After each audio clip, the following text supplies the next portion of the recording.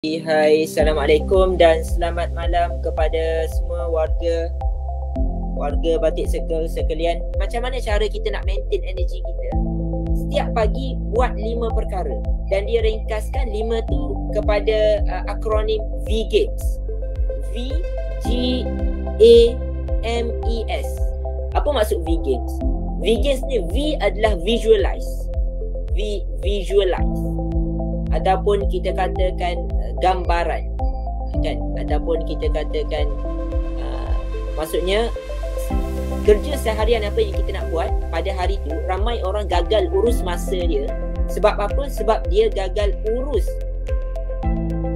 priority dia ataupun kepentingan dia dalam buat kerja, kan? Kita semua mempunyai masa yang sama. Semua orang ada 24 jam. Adilnya Allah, dia bagi kepada hamba dia ni daripada Perdana Menteri sehinggalah orang yang kerja dekat bahagian paling bawah pun semua mempunyai masa yang sama, 24 jam. Tapi macam mana setiap orang menggunakan 24 jam tu membezakan diri kita dengan orang lain? Ada orang bulanan dia boleh buat 100 bulan, 100 je sebulan.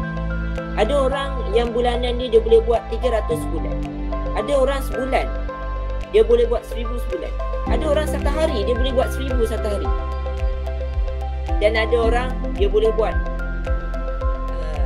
lebih lagi daripada itu pun ada lagi, kan?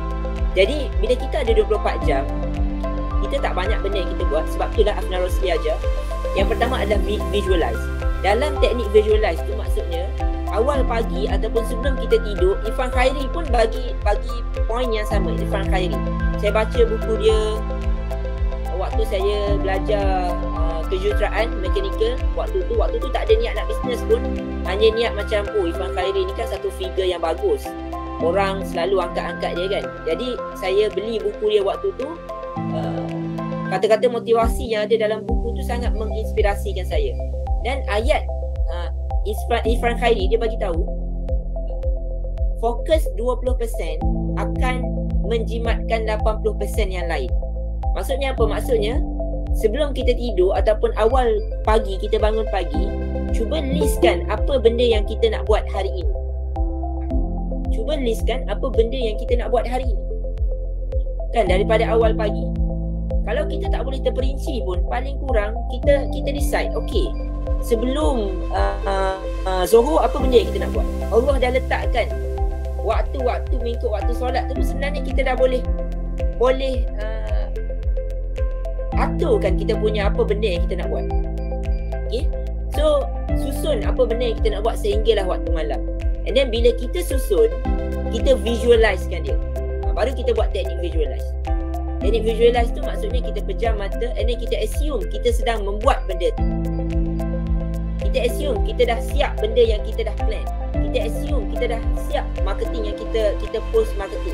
Kita assume kalau anda yang nak buat copywriting, anda anggap yang okey, alhamdulillah aku dah siap pun buat copywriting. Wow, hari ni ramainya customer, ada 2-3 orang PM aku. Maksudnya kita duduk dalam state yang, dalam keadaan yang best, happy sangat. Awal pagi lagi ataupun sebelum tidur kita lagi. Ni saya suka. Prof Mahaya pun cakap benda yang sama. Kehidupan seharian kita, contoh hari ni, kalau kita rasa down, sebenarnya dipengaruhi oleh cara kita tidur. Dan cara kita tidur juga dipengaruhi oleh persediaan kita sebelum tidur. Kalau persediaan kita sebelum tidur tu, kita tidak prepare, kan, contoh anda tidur dalam keadaan serabut, maka subconscious mind anda waktu tidur akan dipenuhi dengan benda-benda yang toksik. Bangun pagi esok pun dalam keadaan yang tidak bermain. And then akan lalui proses yang macam tu lah bertahun-tahun. That's why lah membezakan, ada orang yang kejap je dia boleh berjaya, ada orang yang ambil masa lama. Jadi pertama visualize. Panjang lagi dia share sebab saya siap join dia punya private session dia. Berapa saya bayar dengan dia waktu tu? Tak silap saya RM90 per person. Saya bawa semua staff saya pergi belajar dengan Afnan Rosli waktu tu. Waktu tu dia tak ada krisis lagi. Kalau siapa tahu kisah dia di-ban pada tahun 2020 tak silap saya. Awal tahun 2020 dia di-ban. Jadi sebelum tu saya belajar awal tahun 2019. Waktu tu orang tak ramai kenal dia. Sebab saya memang jenis, kalau saya jumpa orang-orang yang boleh membantu kita dari sudut mindset, dari sudut ilmu, sebab saya fikir macam ni, kalau dia berjaya, pasti ada benda yang saya tak tahu, yang dia tahu, yang menyebabkan dia berjaya. Dan dia bukan dapat benda tu secara tiba-tiba, tak. Dia ada proses dia. Macam Afnan Rosli tadi, dia bisnes dia buat kaligrafi. Yang beli dengan dia adalah Timbalan Perdana Menteri sampai. Waktu tu Timbalan Perdana Menteri, saya tak ingat waktu zaman kegemilangan dia, menteri-menteri yang beli dia punya koleksi yang bernilai 20,000, 30,000 nilai barang. Okay, so yang pertama visualize, V. Yang kedua adalah G. G adalah gratitude. G adalah gratitude. Saya tak tengok nota pun benda ni. Sebab Alhamdulillah, start daripada situ 2 tahun lepas, saya belajar, saya cuba implement. Ada masa je saya cuba implement. Dan Alhamdulillah, kita tengok peningkatan yang berlaku. Okay, G adalah gratitude. Kalau kita gratitude ni tukar kepada bahasa Melayu ni adalah kesyukuran. Kesyukuran. Ramai orang sekarang tiap-tiap hari dia hidup dalam keadaan yang sangat down. Kenapa dia sangat down? Sebab dia asyik tengok benda-benda yang dia kurang dalam life dia. Dia tengok benda yang dia kurang. Jadi bila dia tengok benda yang dia kurang, dia asyik bandingkan diri dia dengan orang lain. That's why lah dia tak bersemangat nak capai apa yang dia ada. Sedangkan dia tak perasan, kalau dia sit down sekejap, ambil masa 1 ke 3 minit, cuba fikir, apakah benda yang semalam Allah bagi kepada aku yang kemungkinan tak dapat dekat orang lain. Contohnya apa? Contohnya, kita kadang-kadang mengeluh. Kita cakap hari ni kita tak dapat sale. Sedangkan kita dapat makan 3 kali sehari macam biasa. Mungkin sebab suami, kita ada suami kita yang bekerja. Mungkin sebab kita ada anak-anak kita yang bekerja, yang berkerjaya, yang boleh kongsi rezeki juga dengan kita. Tapi kita sendiri buat sale, kita nampak yang kita tak ada sale tu. Tak salah untuk kita aware, kita sedar yang kita masih kena belajar. Banyak benda kena improve. Tapi ramai orang, dia jadikan, dia tengok angle yang silap, angle yang salah, yang menyebabkan dia down, and then dia pun terus judge diri dia. Okay, aku dah tak boleh ni, bisnes ni tak jadi untuk diri aku. Sedangkan kalau dia tengok angle yang satu lagi, okay, walaupun aku belum lagi berjaya, Alhamdulillah Allah bagi kelebihan kepada aku. Alhamdulillah semalam aku dapat makan. Ada orang yang dapat makan mungkin sekali sahaja sehari. Ada orang yang tak boleh makan langsung, yang sampai kena puasa. Itu satu part. Ada juga mungkin kita tak dapat sale pada hari tu, ataupun kita ada satu benda yang musibah lah datang kepada kita, tapi Allah masih beri kesihatan kepada kita. Kita masih lagi belum kena COVID. So itulah yang dipanggil konsep gratitude. Dan lagi powerful ni saya share lagi. Apa yang Tok Afnan Rosli dia share detail lagi. Dia kata Allah turunkan ayat kan, la in syakartum la azidannakum. Surah Ibrahim. Jika kita bersyukur, Allah akan turunkan lagi nikmat dia kepada kita, ataupun rezeki dia kepada kita. Macam mana Tok Afnan Rosli ajar cara kita nak bersyukur? Bila kita duduk depan makanan, kita kadang-kadang ambil mudah yang kita makan tu, kita macam, alah, yelah usaha aku beli nasi, aku beli beras, and then kita pandai tanak nasi, and then kita beli dah sama ada lauk yang dah siap, ataupun kita masak sendiri sebab kita pandai masak. So bila kita dah biasa buat benda tu, kita tak rasa pun sebenarnya makanan depan mata kita tu adalah salah satu kesyukuran yang kita patut terima kasih dekat dia, dekat Allah. Sebab apa? Okey, saya buktikan. Ni Tok Afnan ajar. Saya sangat terkesan waktu tu. Dia kata cuba kita tengok lauk yang depan mata kita. Okey. Kalau kita tengok lauk yang depan mata kita, contoh kita kata ada ayam. Adakah ayam tu datang dengan sendiri? Tidak. Beras yang ada depan mata kita, adakah beras tu datang daripada sendiri? Tidak. Kuah yang ada depan mata kita, adakah kuah tu datang dengan sendiri? Tidak. Kalau kita tengok pula proses nak boleh sampai kepada kita, contohnya beras, nak boleh sampai kepada kita jadi nasi tu, sebelum nasi apa? Dia jadi beras dulu. Sebelum jadi beras tu, yang kita pergi dekat kedai beli beras tu, sebelum beras tu duduk dalam satu packaging yang cantik, dia duduk dekat bahagian production dulu. Ada orang yang bekerja yang mungkin tekan mesin untuk packagingkan beras. And then sebelum beras tu sampai dekat situ, beras tu daripada mana? Beras tu mungkin daripada orang yang tanam padi tu. Saya shortcut kan. Mungkin sebelum tanam padi tu ada orang yang bawa lori kan. Ada orang yang kat tengah-tengah tu banyak lagi orang yang terlibat. Kita tak tahu berapa puluh tangan yang ada pada satu benda. Baru kita bercakap soal beras. Belum lagi kita bercakap soal ayam. Belum lagi kita bercakap soal makanan laut. Jadi sebenarnya sesuatu benda yang ada depan mata kita, kita take for granted. Kita tak ingat untuk bersyukur kepada dia, kepada Allah yang mengatur semua benda. Tiba-tiba ada depan mata kita. Hebatnya Allah. Dan sebab itulah ramai orang fikir, yang ni pun point, saya belajar yang ni dengan Prof Mahayat. Ramai orang fikir dia solat 5 waktu dengan harapan, okey, hari ni aku solat, aku nak murah rezeki. Hari ni aku solat duha, aku nak Tuhan bagi rezeki kat aku. Aku nak solat tahajud, aku nak Allah bagi apa yang aku nak. Ramai orang fikir macam tu. Ramai orang letak pemikiran dia macam tu. Tapi bila saya belajar, sangat amazing apa Prof Maya cakap. Sebenarnya kita kena tukar cara fikir kita. Kita beribadat setiap hari sebenarnya adalah tanda kita syukur apa yang kita dapat semalam. Tanda kita syukur apa yang kita dapat semalam. Kalau kita buat ibadat kita hari ni and then kita expect Allah tunaikan permintaan kita, seolah-olah kita menyuruh Allah.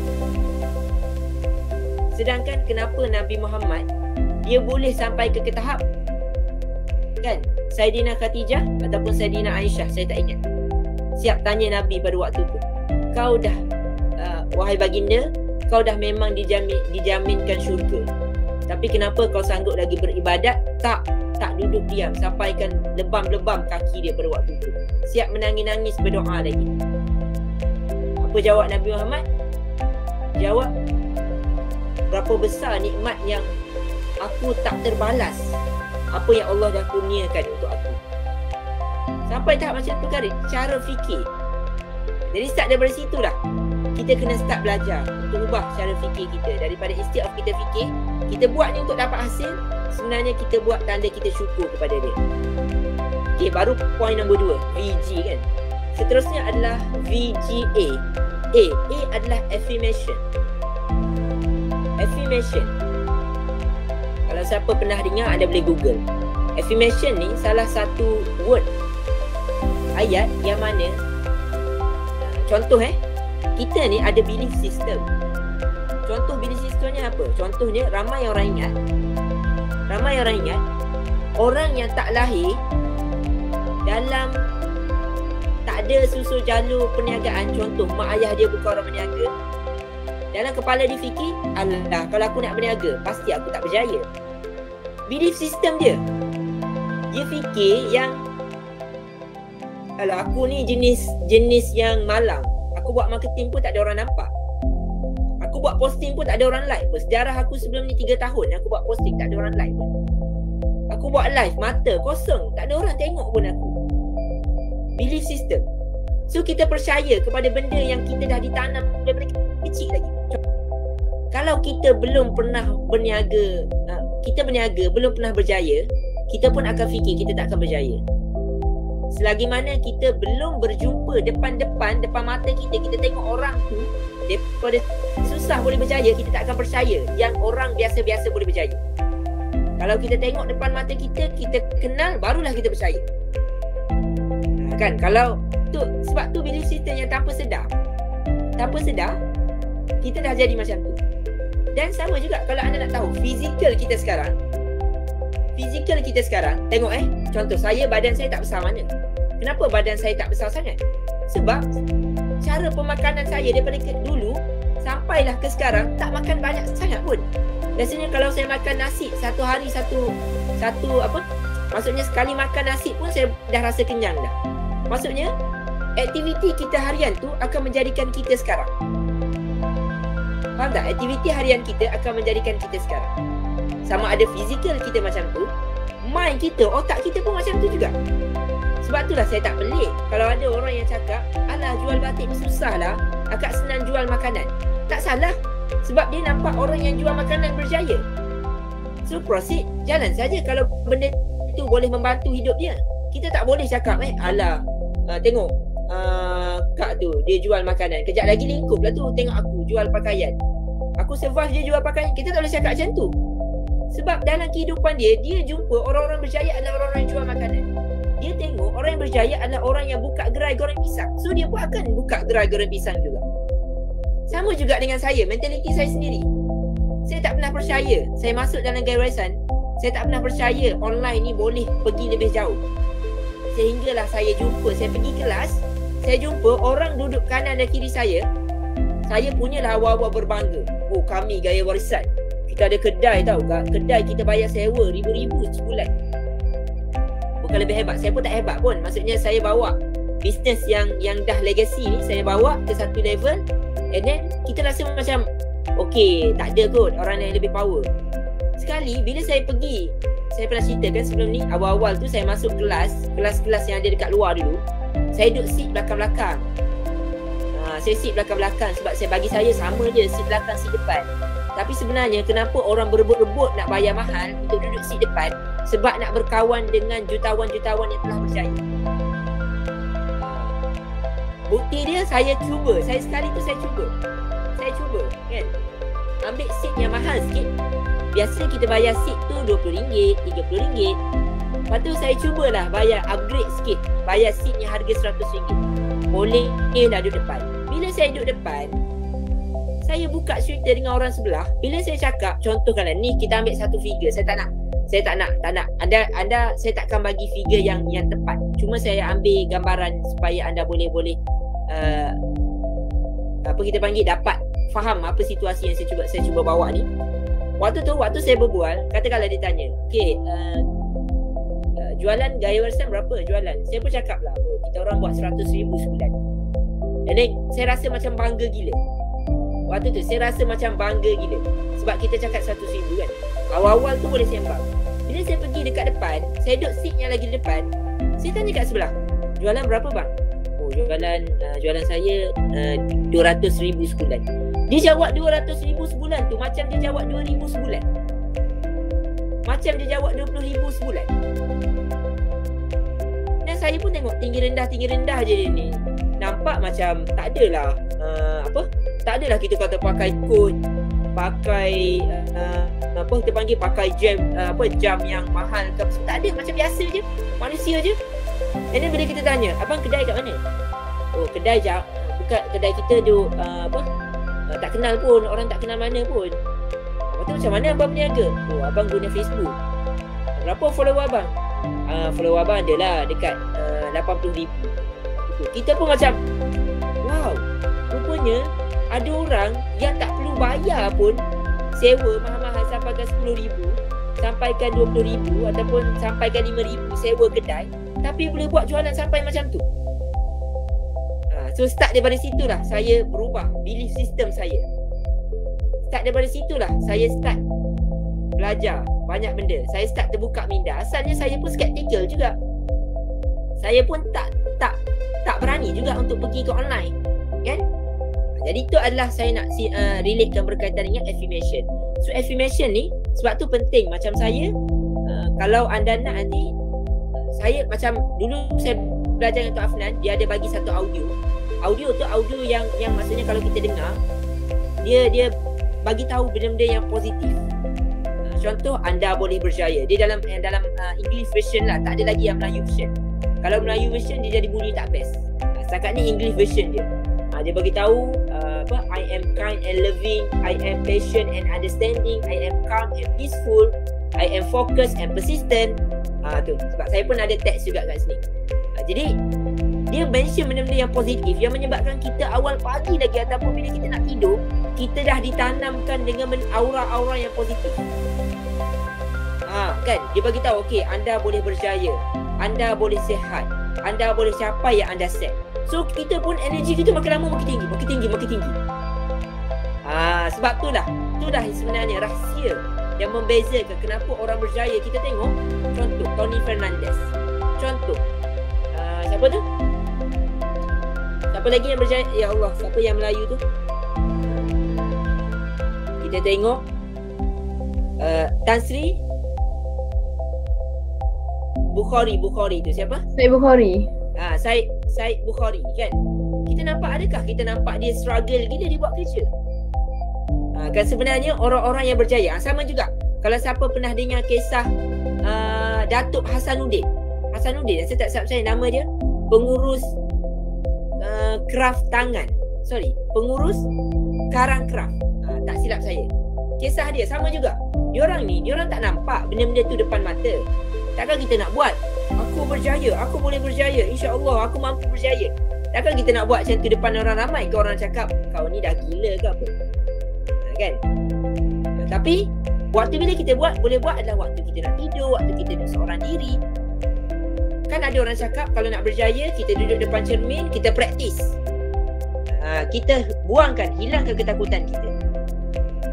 Okey. Masih lagi dalam affirmation, ni kelakar sikit. Saya buktikan. Affirmation dia berkait dengan belief system kita. Saya tanya anda kalau kita sebut pasal hantu, kan? Pasal hantu. Setiap negara mempunyai hantu yang berbeza. Kan? Contoh kita tengok movie. Kenapa hantu Cina duduk macam tu and then melompat? Kadang-kadang kita tengok macam kelakar. Tapi itulah belief system yang ada dalam kepala orang Cina. Dia percaya macam tu. That's why dia cuba gambarkan dalam movie macam tu. Bila kita datang pula ke sebelah kita, macam mana hantu kita? Pontianaknya, and then apa lagi hantu kita? Pocongnya, toyolnya. Keluarlah. Okay, saya tanya, toyol ada tak dekat Eropah? Hantu yang dekat China tu ada tak dekat US? Nak nampak tak hantu Cina dekat US? Ada tak nampak orang US buat hantu Cina? Kan? Susah. Bila kita tengok contoh dekat Indonesia, lain pula hantu dia. Hantu dia berjalan apa, juon apa semua tu, kaki terangkat-rangkat tu. Macam tu pula macam kat Malaysia tak ada pula keluar hantu macam tu. Sebab apa? Sebab belief system kita faham macam tu. Jadi orang-orang movie ni, dia cuba keluarkan apa yang dia percaya dalam bentuk movie. Itulah saya nak cakapnya. Kita sebenarnya dipengaruhi oleh apa benda yang kita nampak sekarang. Awal-awal PKP dulu saya pun tak percaya yang Guy Warsan ni boleh terbang jauh menggunakan online platform. Kita pun tak percaya yang kita mampu buat sesi macam ni. Kan? Sebenarnya sesi macam ni saya bersyukur dan anda pun patut bersyukur. Kan? Saya tak jumpa lagi orang yang jual batik lukis. Batik lukis tahu, kalau orang yang jual benda-benda lain ramai dah. Jual batik lukis, ada sesi training macam ni saya tak jumpa. Kalau ada, anda bagi tahu saya. Saya nak pergi belajar dengan dia juga. So kalau dari sudut training batik lukis, saya tak jumpa lagi. So kalau saya jenis orang yang cepat give up, anda bayangkan tak ada orang yang saya boleh contoh dekat dalam industri. Jadi saya give up awal, takkan wujudlah grup Batik Circle ni. Tapi saya yakin bila saya belajar benda yang tak ada orang buat ni, kalau aku buat, insya-Allah aku boleh bantu ramai orang. Aku bukan setakat bantu orang untuk dapat akses dengan batik, aku dapat bantu orang buat duit pula. Kalau orang yang ada dalam sesi ni, kalau memang dia passion nak menjual, percayalah, kemungkinan kalau anda nak jual produk lain, persaingan dia lebih sengit sikit berbanding dengan batik. Batik ni bukan tak ada persaingan, ada persaingan juga, tapi tidaklah sesusah anda nak jual benda lain. Sebab benda lain, kalau anda jual produk A, ada 100 orang jual juga produk A. Kalau anda jual batik lukis ni, bukan tak ada, ramai juga orang jual batik lukis. Tapi kemungkinan persaingan dia sikitlah nak dibandingkan dengan produk-produk lain. Itu yang saya cuba gambarkan. Okey, berkaitan dengan affirmation lagi. V-game, V-G-A-M. Okey, M tu ayat dia, maksud dia sebab ambil daripada orang putih punya term meditation. Kalau kita terjemahkan dalam bahasa Melayu kita, meditation tu adalah kita takarrub ataupun letakkan fokus kita kepada dia, kepada Allah. Dan dalam ringkasannya saya sebut meditation tu adalah solat kita. zikir kita. Kita ambil masa untuk istighfar kepada dia. Sebab tu sebaiknya awal pagi bila kita start solat subuh tu, sebelum solat subuh tu kita dah start visualize, gratitude, bersyukur. Kalau boleh bangun sebelum subuh, kalau boleh. Kalau tak dapat lepas subuh pun tak apa, tak ada masalah. Visualize, gratitude, meditation. Affirmation, meditation. V, games. Games, G-A-M-M-E. E apa pula E? E adalah exercise. Okay, exercise tu maksudnya kalau boleh anda kena tahu, manusia ni, kita ni, kalau kita buat kerja seharian tanpa kita exercise, badan kita pun memerlukan apa dia panggil, memerlukan keregangan otak lah kan. Otot kan. Kalau kita tak exercise, kita akan tepu, kita akan cepat blend, idea lambat masuk. Sebab tu saya pun praktik dalam diri saya bersama dengan adik saya Nabila. Kan, kalau siapa tengok story saya tiap-tiap minggu, 1 kali seminggu, terutamanya hari Ahad, kami akan keluar ambil angin luar. Kita dah pernah pergi Tasik Titi Wangsa, kita dah pergi KLCC, kita dah pergi dekat saya kan, dekat Ria Jalan Tal kita dah pergi apa lagi ni, Masjid Jamik, dekat Dataran Merdeka. Itu tempat-tempat yang kita ambil angin. So anda mungkin kalau susah, sebab saya takkanlah saya nak keluar depan bangunan ni je. Depan bangunan ni tak ada pokok. Apa yang ada je depan bangunan ni? Ada bangunan depan. Kan? Jadi kita pergi lah tempat-tempat yang ada pokok ni. Supaya apa? Supaya kita dapat neutralizekan diri kita. Neutralizekan badan kita. Kita dah banyak buat kerja seharian. Seminggu anda buat kerja. Kalau boleh sebenarnya pergi dekat tempat ada rumput, yang ada padang. Anda buka kasut. Kalau boleh buka stokin juga. Pijak dekat atas tanah. Sebab apa dia panggil teknik grounding? Grounding ni, kita dalam diri kita ada charge negatif. Macam mana kita nak neutralkan balik adalah bila mana kita berinteraksi dengan alam. Itu sepatutnya benda yang kita kena buat lah. Kalau pergi pantai, pergi tasik, pantai, pergi dalam hutan, pergi tasik, semua benda-benda yang tempat kita berinteraksi dengan Allah, kalau anda perasan, kita akan lebih tenang. Perasan tak benda tu? Kan? Kalau anda pergi pantai, anda tengok pantai, kita akan lebih tenang.